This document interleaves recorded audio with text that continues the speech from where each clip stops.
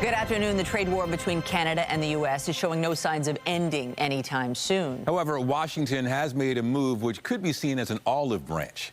Writing on social media, Canada-U.S. Trade Minister Dominic LeBlanc says the U.S. is withdrawing its position on discoverability and labeling of French, and that Canadian culture will not be subject to future trade negotiations. LeBlanc adds, "We look forward to further constructive U.S. clarifications on their other positions, which would create the possibility of a mutually beneficial trade agreement that respects Canadian sovereignty." Meanwhile, the federal government is also changing its counter tariffs against the U.S. Seafood and fish products have been removed from the counter tariff list. Finance Canada says the move is based on feedback and aimed at protecting against broader economic harms. Ministry says more changes are possible as industries provide feedback. On Tuesday, Ottawa announced dollar-for-dollar counter tariffs on American products ranging from 15% to 50%. Meanwhile, U.S. President Donald Trump has once again spoken out against Canada, saying America needs very little from this country. A couple of things that would make it a little inconvenient, but we could get them elsewhere. And it's time to teach Canada you can't do this anymore.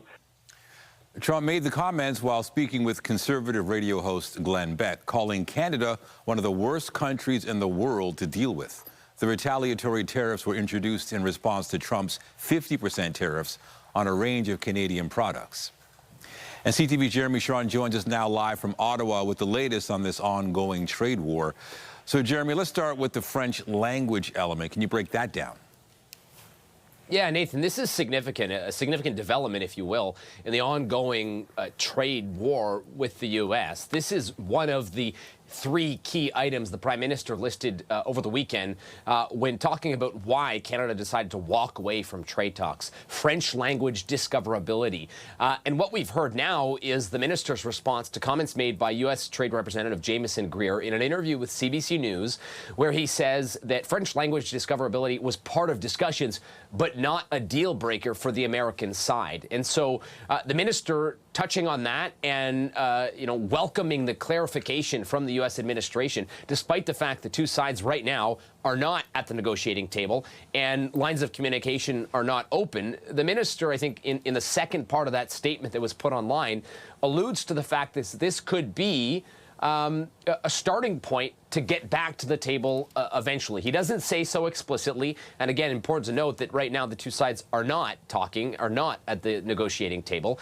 But as you touched on off the top, could be perhaps an initial olive branch when the U.S. administration is looking to clarify specifically that it is not taking aim at French language and Canadian culture in these talks, that there are issues with some of those things they wanted to discuss, but that it was not a deal breaker. And so a significant development here in that Canada is welcoming that clarification and even goes as far as to say that if the U.S. administration is willing to further clarify some of the issues that have been identified by the Canadian side, that perhaps they could eventually get back to talking about a deal that could be mutually beneficial, Nathan. All right, that's encouraging. What about the changes to the countermeasures? Yeah, this is interesting because it was just days ago that the Canadian side unveiled its long list of counter tariffs imposed on about $28 billion U.S. of goods. And the message coming from the Carney government is that these are targeted, carefully curated items that are going to hurt strategic areas in the U.S. economy and try and minimize impact on the Canadian side. And it would appear what we're seeing here is feedback from the seafood industry, that is saying, wait a second, these tariffs could really hurt the Canadian seafood industry too, that is very interconnected with the U.S. seafood industry. Many farmers here, doing business on both sides. And so the message from industry was that this would be a bad move for the seafood industry. And so what we've seen subsequently is the Canadian government decide that seafood and fish products will no longer be part of that list that will be counter-tariffed. But interesting to see a change just days after that list was unveiled. Now, as you touched on, the government making it clear that if they are to hear more feedback from industries who could be disproportionately negatively impacted here, that they could be making more changes as well, Nathan. All right, there's some flexibility there. CTV's Jeremy Sharon in Ottawa, thank you. Anytime. Trump, meanwhile, is once again renewing his threat to change the name of Lake Ontario, posting this video on TikTok. So this is Lake Ontario in Canada and in the United States. But we're going to make a little change. We're going to call it something different than Lake Ontario. We're going to call it Lake America. And all it takes is a good pen and some intelligence. So Lake Ontario, that's gone. Lake America. Okay, Trump goes on to discuss the Gulf of Mexico, which he refers to as the Gulf of America. The president has faced criticism for his continued threats about the name change. We'll have more on the trade situation still ahead. But for now, city officials announced the beginning of construction on the National Dry Beverages Manufacturing Expansion Project in North York. It's the first development approved under the city's Economic Development and Growth and Employment Incentive Program. CTV's Beth Macdonell joins us live with more on the mayor's announcement today. Beth. Yes, Mayor Olivia Chow marked a milestone for a city initiative supporting local businesses during this period of trade uncertainty. It's called the Economic Development and Growth and Employment Incentive Program, and it's also known as EDGE. Now, under EDGE, National Dry Beverages, which makes Canadian spring water under the brands Flow and Clearly Canadian, as well as the soda Brio, will be able to expand its North York facility and help meet rising economic pressures of the tariffs and trade war. Upwards of 40% of the company's business is with the United States. National Dry Beverages is the first recipient of EDGE funding. The city will cover the property tax increases for 5 years, freeing up the capital they need to expand their business and double down on the investment in Canada.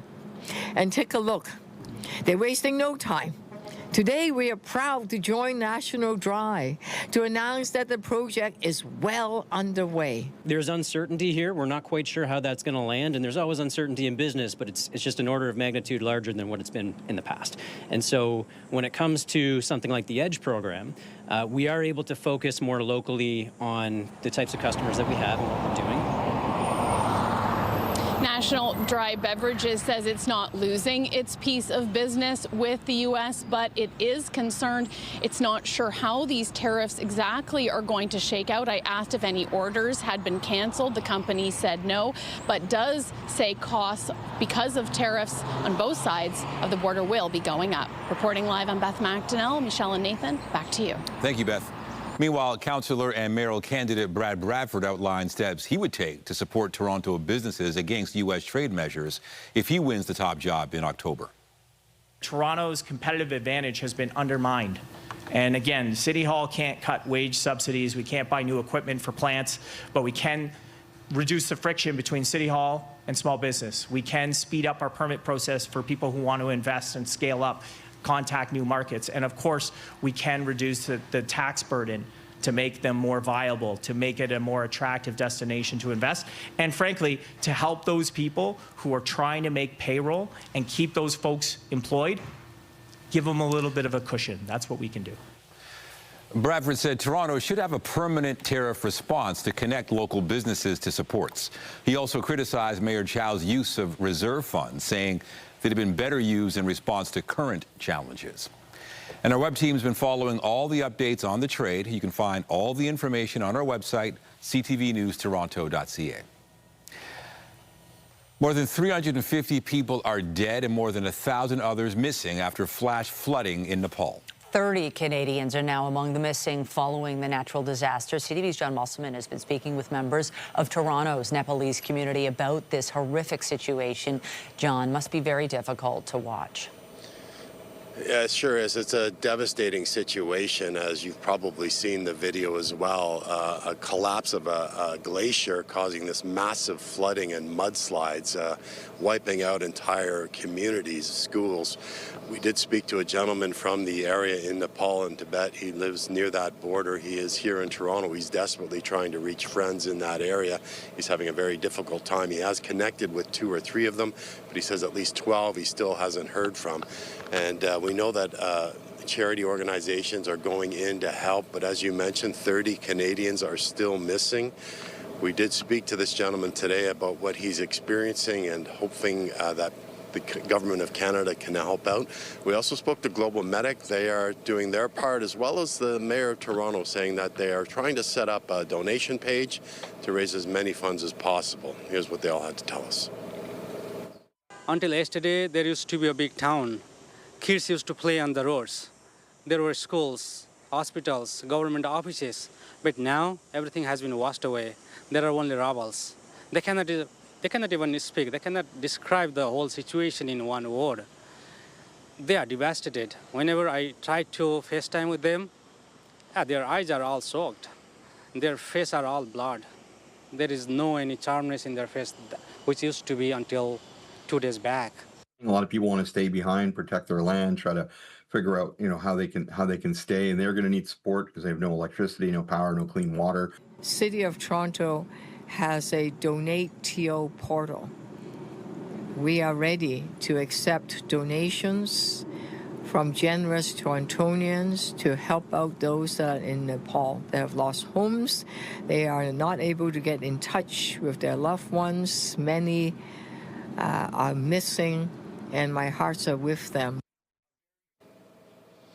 And this morning, the gentleman we interviewed, you just heard in that story, was trying to reach out to at least 3 or 4 of his friends that he knows are there, and he just could not get through. So this is a very a difficult situation for him as he struggles to comprehend the devastation there. Reporting live, I'm John Musselman. I'll send it back to you. Thank you, John. Fire crews were called to the scene of a suspected arson in Scarborough this morning. Flames broke out on a residential street near Bellamy Road and Lawrence Avenue East around 1 a.m. When emergency crews arrived, they found 3 vehicles on fire. No injuries reported. An investigation into the cause is ongoing. A 33-year-old man's in hospital following a stabbing in Mississauga this morning. The CTV News chopper was over the scene at Cawthra and Lakeshore. Peel police were called at around 4 in the morning where they found a man suffering from stab wounds. Investigators are still trying to figure out what led to the stabbing, and they're asking anyone with information to come forward.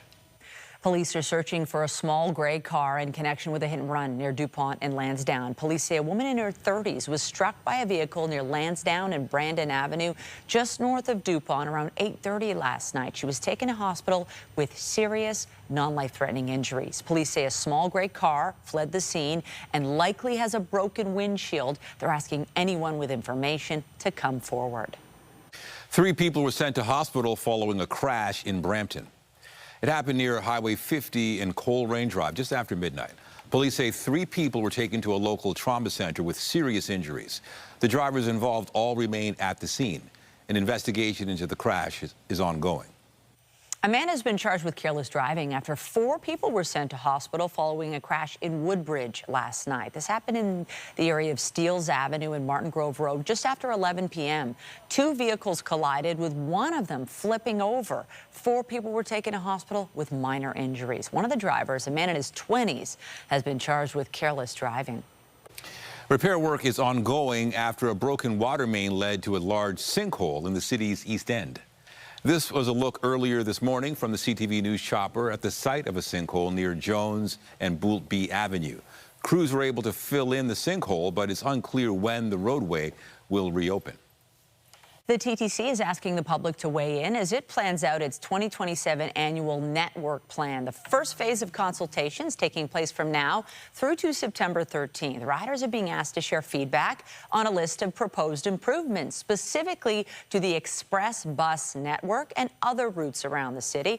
Those who'd like to have their say can attend a number of pop-up events between September 2nd and 11th. They can also access an online survey through the TTC's website.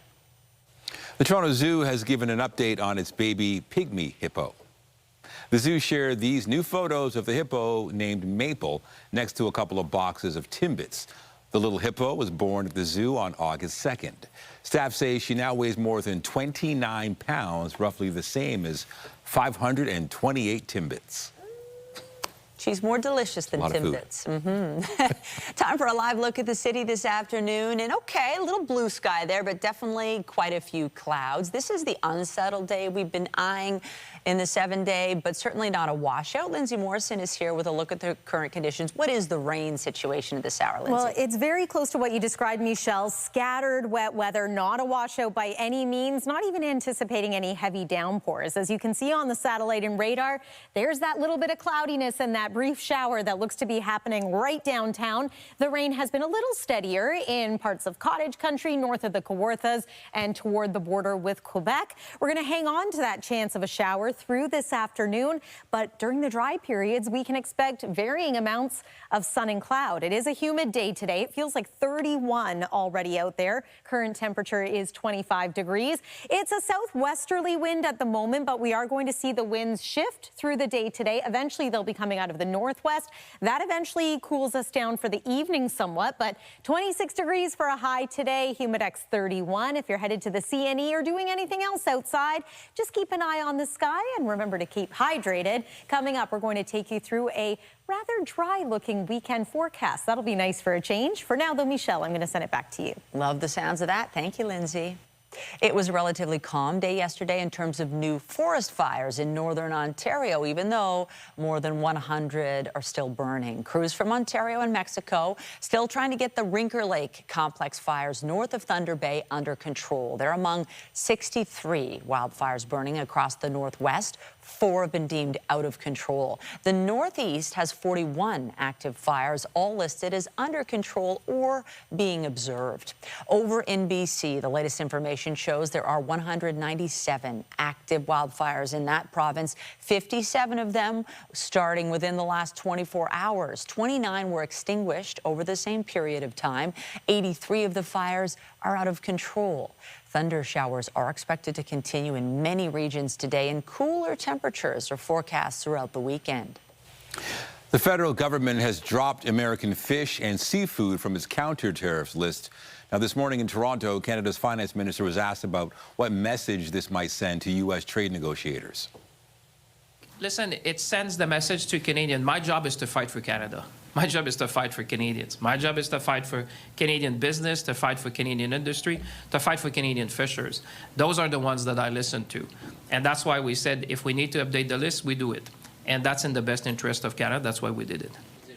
Francois-Philippe Champagne spoke after a meeting about shared economic interests with his Indian counterpart at the Canadian Club in Toronto.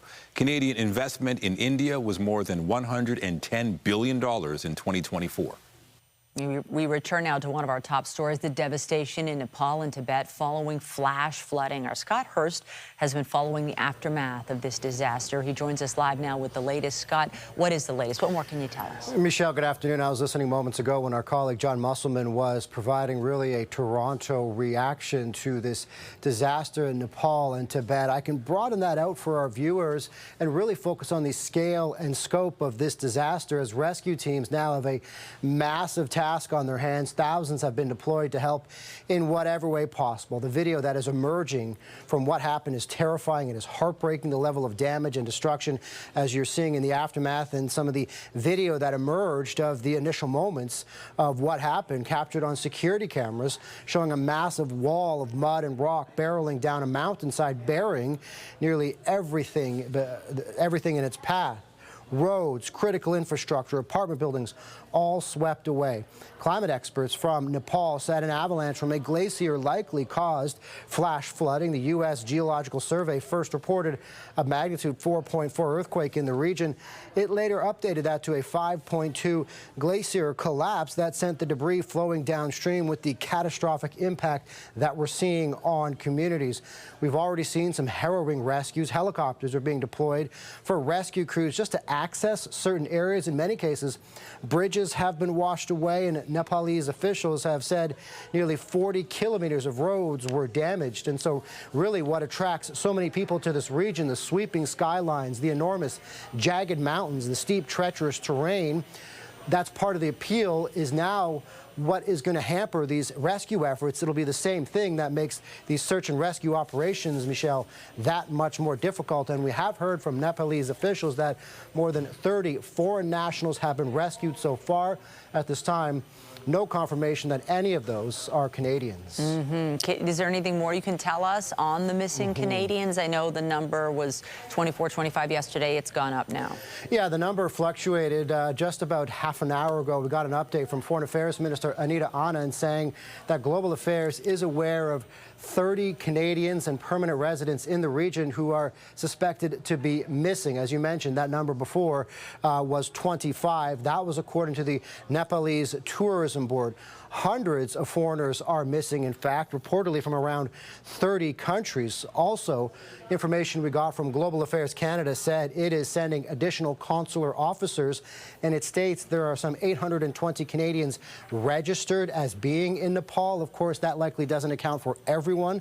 Those are Canadians who have registered. So for those here at home looking to get information for Canadians who might need help, those in need of emergency consular support are urged to contact Global Affairs Emergency Watch and Response Center. And Michelle, really to put a fine point on the global nature of this disaster, more than 640 travelers are reported missing. Some 127 Nepalese nationals are considered missing, including those 25 Canadians, as the search and rescue operations that could take quite a long time are really just getting underway with really treacherous conditions ahead of them. CTV's Scott Hurst live for us in the National Newsroom. Thanks for the update. Thanks, Michelle. Russia's bombarded 9 cities across Ukraine, killing 2 people. At least 14 others were injured in the missile and drone attacks overnight that continued into this morning. Civilian areas, including apartment buildings, were damaged. 4 districts in Kyiv were hit, damaging residential buildings, a school, and a medical facility. Equipment at a combined heat and power plant was also destroyed, forcing it to shut down. Moscow is continuing efforts to destroy Ukraine's power grid before winter. Tires on a cargo plane caught fire in California. American 1009 LHR, name 25 right, pulling line of way. 25 right. You can see it there happening last night at Los Angeles International Airport. The plane reportedly arrived from Phoenix, and 1 or 2 of its tires ignited during the landing. Both were believed to be severely damaged. There was also a large amount of water on the runway surrounding the aircraft. Fortunately, no injuries reported. A garbage man in Montreal has become a best-selling author. He's received critical acclaim for a memoir about his career as a trash collector. CTV's Denise Roberts has the story. While most people would steer clear of trash piled up on a city street, Simon Paré-Poupard isn't afraid to get up close, seeing and touching what others have left behind. I can see a lot of things in trash. As a garbage man with 2 decades of experience, he's hauled bags and bins across many neighborhoods in Montreal. He says most people don't give a second thought to what they throw away, nor about the people who pick it up. How people perceive trash. It's something that we don't have to take care of anything. So the problem is disconnection. Paré-Poupard got into garbage collecting at 18 while he was a student, and soon found out how physical it is. It's hard. You have to retreat in yourself and think about why you do it. But even after completing several degrees in sociology and psychology, he says he couldn't give up being a garbage man. I did both, but I so much love my job. It's like a passion. A professor encouraged him to write about his passion, a project that turned into a best-selling memoir, Trash, A Garbage Man's Story. The book was just recently translated into English and praised by the New York Times. I had this kind of mission, this interest of humanizing a milieu. He says it's a tough job that attracts a lot of misfits and offers them a way to earn an honest living. I think that this job helps rehabilitate people. I mean people that were marginalized, ostracized. While they have to deal with a lot of bad smells, there's something even worse. Winter is the worst thing that can happen to a laborer. Paré-Poupard's story has now inspired a film, a play, and a documentary, but he has no intention of giving up his day job. How do you stay grounded with all of this success? by collecting trash. And by telling his story, he's hoping people will think more about waste. Denise Roberts, CTV News. Well, no matter what your evening plans are tonight, I do want you to take note of the fact that tonight will be our last sunset after 8 p.m. Tomorrow's sunset time, 7:59, and hopefully we can clear out some of the cloudiness before that sunset happens tonight, although it could be quite beautiful with the cloud mixing in too. We're in a full moon era as well, and there's a chance that some areas will see the northern lights tonight. So again, let's hope we can clear some of the cloudiness. Lots of sunshine expected for your Friday and your Saturday. Going to keep an eye on Sunday. It looks like at the very least we could get into some wet weather by the end of the day. Hopefully we do stay dry throughout the daytime hours. Coming up, we'll take a look at your 7-day forecast as we finish up the month of August and head into September. That's after this break here on CTV News at Noon. All right, another nice day to take advantage of if you can and get outside and enjoy. Not too bad. Okay, a little bit unsettled, and there's the potential, but I think a little blip in the week is fine if the weekend shapes up real nice, and that is looking good. Yeah, Saturday especially is looking like a slam dunk. Sunday, a couple of question marks still, but I think the daytime hours are looking good. And today, it's just a chance of showers, scattered in nature. We're not looking at widespread all-day rainfall by any means, and we will also enjoy varying amounts of sun and cloud. And if this is your thing, it's worth pointing out that today's a bit humid as well. Weather is brought to you by the Presler Law Firm. Injury lawyers, you don't pay unless they win. Another morning where it was a foggy start here in the GTA. You can see this view from our CTV News chopper. That's some low-lying fog and low-lying areas. And yeah, just overall another kind of misty day. It took a little bit for the fog to burn off. And now we are dealing with variable cloudiness, maybe sunny outside your window right now, depending on which corner of the GTA or part of Ontario you are joining us from. If you're joining us from the north, it is noticeably cooler today. You can see this trough, and as a result, some teen temperatures, even low double digits. 11 degrees right now in Peawanuck, only 12 in Timmins. We are at 25 degrees this hour in the city, and we are expecting a daytime high of around 26. But it is going to feel more like 31, 32, humidex of 34 today in Niagara Falls. So certainly a muggy factor back once again. Better chance of some active weather today across parts of eastern Ontario. Chance of showers, even the risk of a thunderstorm. Here's a look at the almanac for today. Seasonal norm, as we've been saying, is about 24 degrees. Sunset time tonight, 8:01 p.m. So far, Windsor, the provincial hotspot, as it sometimes often is at this time of year. Evening sports forecast, temperatures in the mid-20s. We are going to tap into more of a northwesterly wind as we make our way through the evening hours tonight. It's not going to drop our temperature dramatically. In fact, we're going to be fairly seasonal through the overnight hours, but you might notice a little shift in how it feels out there compared to earlier this afternoon. A partly cloudy sky tonight, and then tomorrow, mix of sun and cloud. Great looking day for spending some time outside. And it's a fresher feel for your Friday. So 24 for the high, and really not much in the way of humidity. It might feel like 26, but it's not going to feel into the 30s like it does today. 21 degrees for a high in Collingwood, so that's going to be a fresher feel as well. And 20 degrees for you tomorrow in Huntsville. Still a chance of a lingering shower for your Friday. And that's worth pointing out that areas a little further to the north could be a bit more unsettled compared to areas to the south. This is a current snapshot of our satellite and radar. This low pressure system continues to spin and depart. High pressure is moving in though, so that's great news when it comes to your plans for Friday and for Saturday. We'll simply let this forecast radar play out so you can see dayside Friday looking good. There's that chance of showers in parts of cottage country. And then Saturday, nice mix of sun and cloud. Sunday, again, I do think the majority of the day is going to bring us a mix of sun and cloud, maybe more cloud than sun at times. By the nighttime hours, it looks as though we will get into some wet weather, and then showers look to continue for Monday and Tuesday. Tuesday, we welcome the month of September, but it's coming in hot. In fact, it's expected to feel like 37 that day, so a muggy start to the new month. That's the weather for now. Michelle, I'm going to send it back to you. Sure sounds like it. Thank you, Lindsay. We return once again to our top story, the ongoing trade war with the U.S. And to offer his perspective on the twists and turns of this economic saga, we're joined by Frank McKenna, former Canadian ambassador to the U.S. He joins us now. Mr. McKenna, great to have you with us. You also served as Premier of New Brunswick, trade very important to that province, and are currently Deputy Chair of TD Securities. So you know a few things. Where do you make of where things stand at this time? Well, it's probably just about as intense as I've ever seen the relationship between Canada and the United States. Canadians feel a profound sense of betrayal. Quite frankly, they're angry and upset, fearful too. They know what's coming.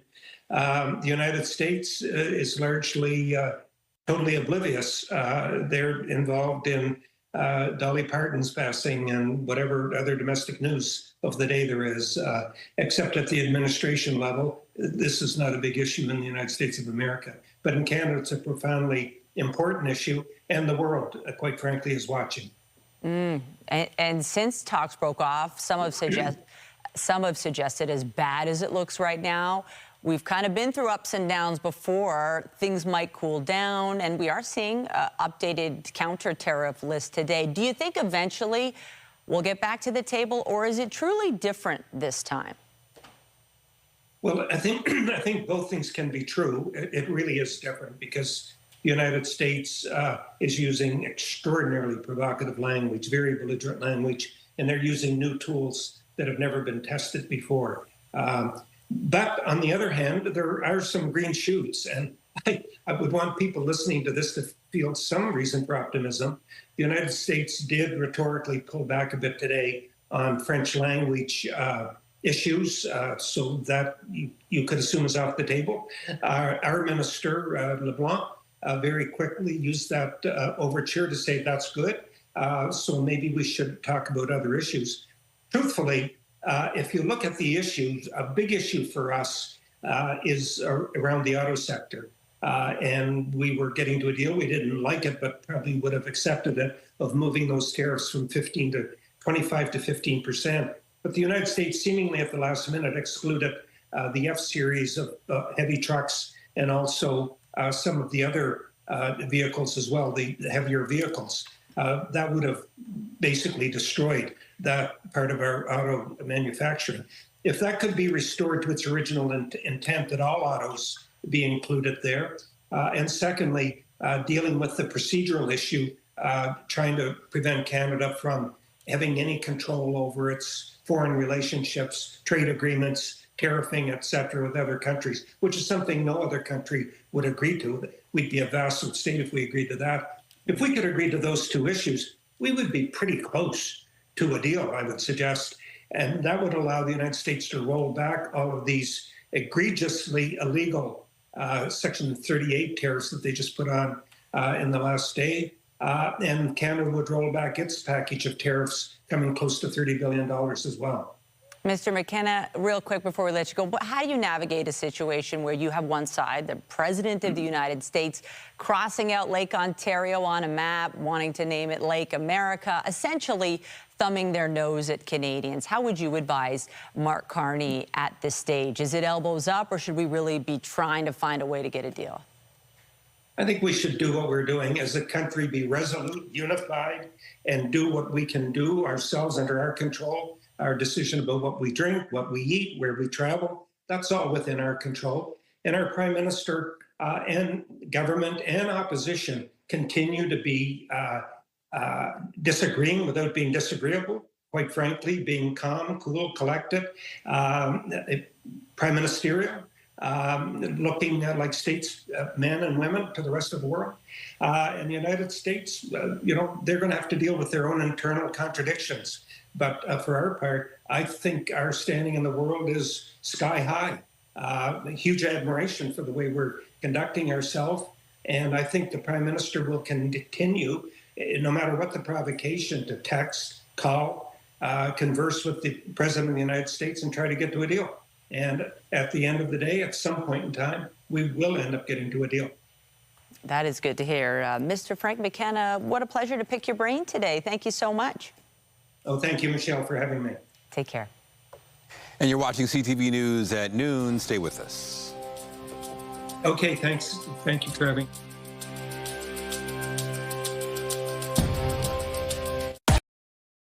The Blue Jays will be looking for a series win when they wrap up their 3-game set with the Kansas City Royals tonight. Fly ball, right field, hit well, and it is gone! Nathan Lucas providing all the offense last night with a 3-run homer. In the 4th inning, the Jays would go on to win the game 3-0. The team currently sits 3 games back of that final playoff spot in the American League. Newcomer Spencer Arguetti is set to start for Toronto today with first pitch set for 7:07 at Rogers Centre. Well, a dream for Team Canada at the Little League World Series has come to an end after the squad was defeated by Team Japan. However, the team from Vancouver still secured Canada's best finish at the tournament since 1998. CTV's Andrew Johnson has the story. Welcome to the Little League Baseball World Series. The field of dreams for any Little Leaguer can be found in Williamsport, Pennsylvania. The grass smells great. It's just so nice. It's hard to explain. Maybe Coach can put it into words. This is like a wonderland for these boys. They're playing on probably the nicest fields they've ever played on. The TV coverage, the people here have been so nice. The lights are bright on the biggest stage, and in their tournament opener, the Canadian kids were nervous. Swing and a miss. But after a blowout loss, the team from Little Mountain in Vancouver dug deep and found a bit of magic. What a win for Canada in extras! A dramatic upset over Panama followed a shutout win over Australia, and the Canadians, no longer starstruck, visualized victory. Just imagining yourself in the game only, like nothing happens outside. It's all just you and the game. You and the game. And ice cream. Gotta be salted caramel, probably. Mint chocolate chip. Turns out some of that Little Mountain magic has a sweet source. These boys know when they get a win, they get ice cream. And they will demand it from the dugout. We just start the chant, we want ice cream, and that gets everyone fired up. The delicious reward has proven remarkably motivating. Our entire energy goes up, and we just start getting hits, score more runs. That was the recipe for a stunning rematch with South Korea, the team that had stomped all over Canada to start the series. Canada's underdog story continues. A win earning our most at the tournament in more than 25 years. A story that, although it has now come to an end, they hope gave some people in wildfire-ravaged BC a much-needed lift. There's some huge devastation going on back home and all that. Our hearts are still back there. They'll soon return home with their heads held high and stomachs full. We're living a dream. It's awesome. Andrew Johnson, CTV News. The Tempo squared off against the team with the worst record in the WNBA last night, the Seattle Storm. Hook, back in. Johnson from the corner, knocks it down, gives a kiss to the crowd, and picks it off. The Tempo were without their top 3 scorers, and it showed as the team ended up losing to the Storm 90-78. Toronto will look to get back into the win column when they head to Las Vegas to play the Aces tomorrow night.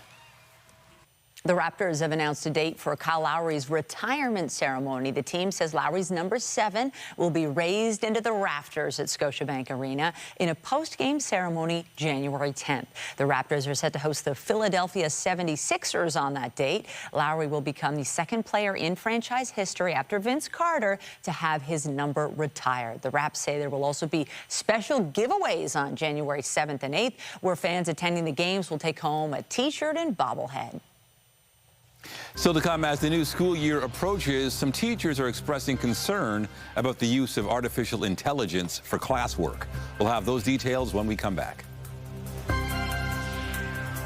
Get Toronto's top stories, breaking news alerts, and watch live. Download the CTV News app. As the new school year approaches, some teachers are expressing concern about the use of AI for classwork. A new poll from the Fraser Institute found that among teachers of grades 6 to 12, 40% believe most of their students are using AI to complete their homework. A majority of teachers also reported seeing a decline in class writing, as well as analytical and critical thinking skills. Teachers in Ontario were the most likely to say their students' in-class work is lower quality than their homework. Meanwhile, the new survey is highlighting the impacts the back-to-school season has on the workforce. ADP Canada published data from a Harris poll of more than 1,800 adults. 30% said the schedule switch increases their stress levels at work, either a great deal or somewhat. The biggest reasons cited were increased workloads and responsibilities, changes to daily commutes or routines, and higher expenses. Asked about workplace supports that might help, the most common answers were flexible working hours and remote or hybrid work options. As real estate watchers look for signs of a market recovery in the GTHA, single-family new home sales were way up in July compared to the same month last year. The Building Industry and Land Development Association says there were 1,018 new homes sold, nearly tripling the record low of 395 in July of last year.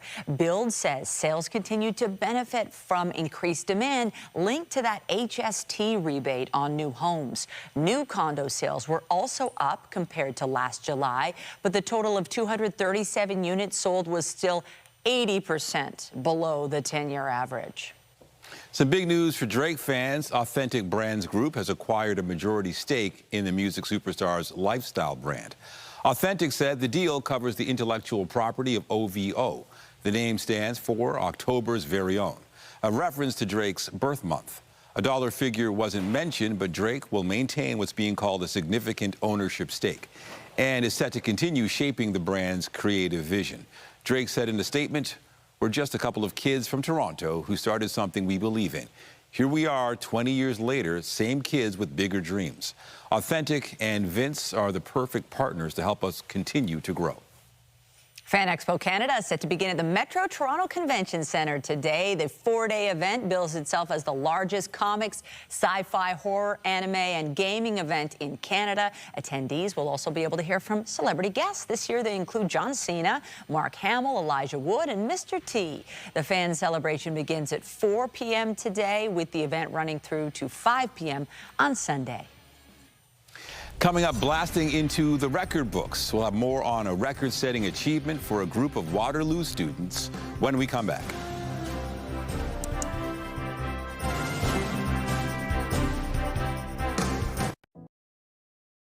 A rocket has launched a group of University of Waterloo students into the record books. CTV's Spencer Turcott spoke with the group behind the highest-flying amateur liquid rocket ever launched.